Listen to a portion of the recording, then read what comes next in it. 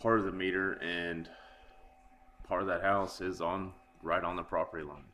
So if these houses would ever be sold, it's going to make an issue for the new tenants. These houses in McPherson are practically new, just a couple of years old. They appear to be perfect, but a closer look shows some serious problems. You started seeing huge cracks in every room.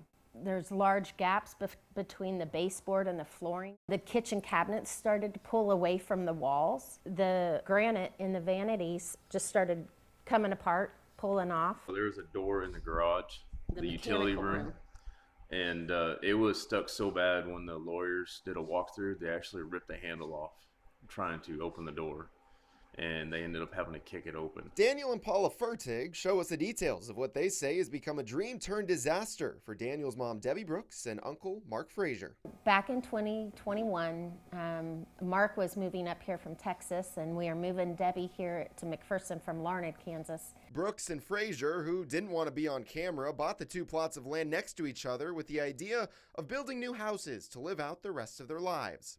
On a recommendation, Debbie and Mark hired Cornerstone Construction Group, a company owned by Mark Houghton and Jason Stuckey. We were asking about contractors, and someone from the community here in Veranda had suggested Cornerstone. And that's when we hired them to build Mark a house and to build Debbie a house. Working closer with Stuckey on construction on the homes seemed to be going well. They were very big into the church, very professed to be Christian people, and moral, which meant a lot to us too. But everything quickly changed. We never thought we'd have to follow them at all times just to make sure the work was being done right. It got to the point we felt like we had to hold their hand everywhere we went. Whether it was the walls, windows, doors, or anything else, Debbie and Mark had to pay close attention to how workers were building their houses. But the biggest issue? Where the houses were built. A concrete worker had told Debbie that there was something wrong with the pins and the footings.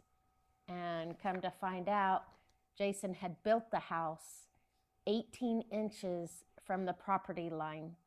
So when you walk on the side of Mark's house, you're on your neighbor's property. And when the family brought this to Stuckey's attention, Jason said it was okay because, it's sister and brother, it's okay. It got to the point where Debbie and Mark had had enough of the excuses and needed help. After we hired the lawyer, that's when we were floored with what happened with Jason and just all of his doings. We also looked into Stuckey's past, and this is what we found. Felony charges for bogus checks in Kansas and Oklahoma, filing for bankruptcy in 2019. He was also involved in an alleged pay-to-play scandal in 2010 before he resigned as the Andover High School men's basketball coach. And now he's at the center of civil and criminal cases in McPherson County, as court documents say Stuckey took nearly $1 million from his own company, Cornerstone, for personal use.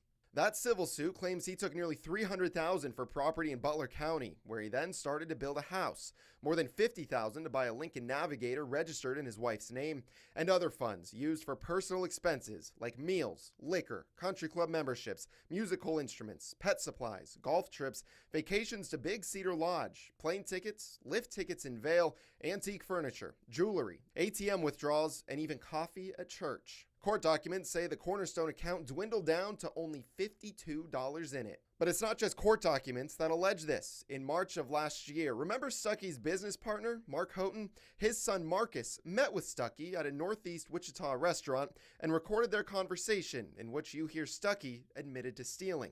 Take a listen. I was basically operating like it was my own account and my own business and not a partnership. I know. And so you stole from the company. I recognize that. So how long have you been stealing from the company? Just tell me that. You can go back almost from the beginning. From the very beginning, from 2021. 2021, you can go back to there, and there's... Back to that property and house in Butler County. Court records say Stuckey bought it with Cornerstone money, but now that he's been removed as an owner, it's Mark Houghton's responsibility to try and sell. And for that Lincoln Navigator and a Kubota tractor that documents say Stuckey bought and then was last seen in his shed, no one knows where either of those are. Neither one was turned over to Cornerstone or Mark Houghton. It's shocking how he can just continue to still get by with this and be okay with himself. That's what for him and his wife to know that you've got this going on and, oh, it's okay, and just go on with your own lives. That's what floors me. And after Houghton removed Stuckey from Cornerstone, a quick Google search shows Stuckey now has a new company named New Chapter Building Group. We also reached out to Stuckey to see if he'd be willing to give his side of the story. Hi, is this Jason Stuckey? Yes. Hey, Jason, my name is Jack Hooper. I'm a reporter over at KAKE News. How are you doing today? Good.